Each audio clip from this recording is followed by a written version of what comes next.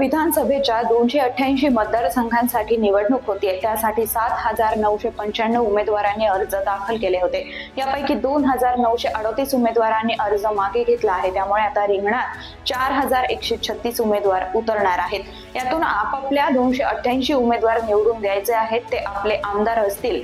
आता 4,000 288 उमेदवार निवडताना कोणता निकष लावावा यावर प्रत्येक राजकीय पक्ष वेगवेगळे सल्ले देऊन स्वतःच्याच उमेदवारांची मार्केटिंग करताना दिसतात। मात्र या उमेदवारांची नेमकी पात्रता काय आहे हे आपण जाणून घेऊयात मिशन पॉलिटिक्स मधून। नमस्कार, मी समीक्षा। महाराष्ट्र लोकसभा निवडणुकीसाठी उभे राहिलेल्या 29% उमेदवारांवर फौजदारी खटले दाखल असून 412 म्हणजेच 19% उमेदवारांवर गंभीर फौजदारी खटले दाखल आहेत।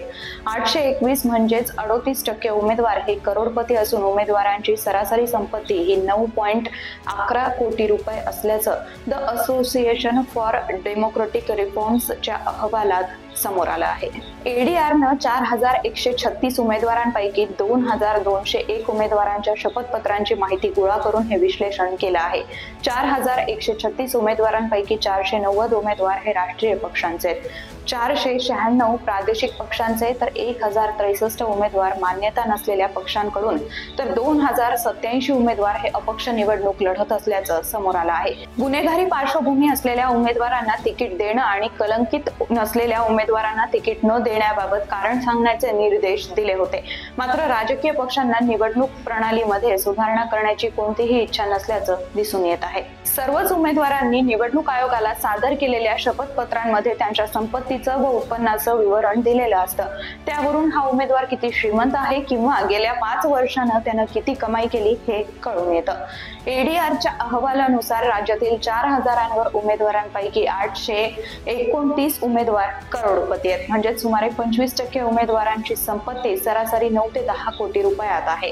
घाटकोपर पूर्वचे भाजपचे उमेदवार पराग शहा हे सर्व उमेदवारांमध्ये सर्वात श्रीमंत असून त्यांची संपत्ती 3,383 कोटी रुपयांवर आहे। त्या खालोखाल पनवेलचे भाजपचेच उमेदवार प्रशांत ठाकूर हे 475 कोटी रुपयांच्या संपत्तीचे मालक आहेत। 2019 मध्ये सर्वात श्रीमंत असलेले मंगल प्रभात लोढा हे यावेळी 3ऱ्या क्रमांकावर आहेत। त्यांची एकूण संपत्ती 4,047 कोटींच्या घरात आहे।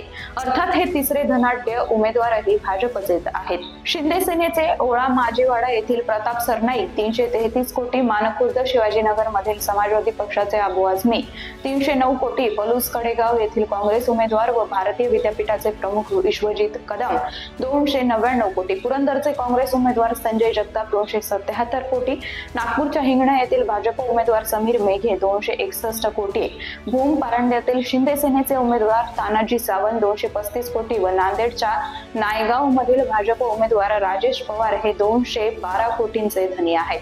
ही यादी आहे टॉप 10 श्रीमंत उमेदवारांची। विशेष म्हणजे सर्वाधिक श्रीमंत उमेदवारात 10 पैकी 5 जण भाजपचेच आहेत। आता सर्वात कमी संपत्ती असलेले म्हणजेच वरील उमेदवारांच्या तुलनेत अगदीच गरीब असलेल्यांची संपत्ती आपण पाहूयात।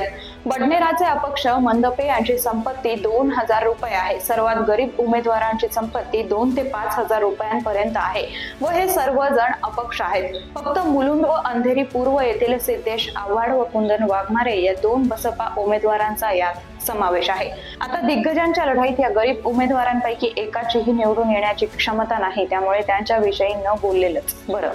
पण जे टॉप 10 श्रीमंत उमेदवार आहेत ते वर्षानुवर्षे राजकारणात तर आहेतच, पण यासोबतच त्यांचे अनेक व्यवसायही आहेत। यात बांधकाम, शिक्षण संस्था हे प्रमुख व्यवसाय आहेत। कोट्यवधी रुपये कमाई व तितकेच खर्च करण्याची क्षमता असेल तरच राजकीय पक्षही उमेदवारांना तिकीट देतात, अन्यथा दारातही उभं करत नाहीत असं चित्र आहे।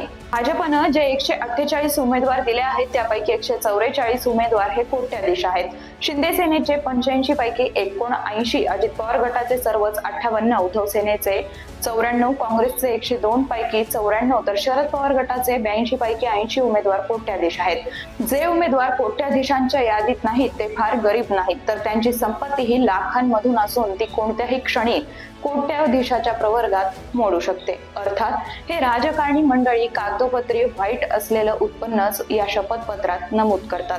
दाखवलेली जी संपत्ती आहे त्यापैकी कैक पटीनं जास्त संपत्ती अनेक नेत्यांकडे असते हे उघड सत्य आहे. खरं तर कोट्यावधी रुपये संपत्तीचे मालक असलेल्या या नेत्यांना पैशाचा फारसा अभ्यास नसला पाहिजे. सरकारकडून मिळणारा निधी व आपल्या पदरचे 4 पैसे टाकून राज्याचा समाजाचा विकास कसा करता येईल हे त्यांनी पाहणं अपेक्षित असतं. पण स्वतःचा व कार्यकर्त्यांच्या विकासावरच बहुतांश नेत्यांचा भर दिसतो.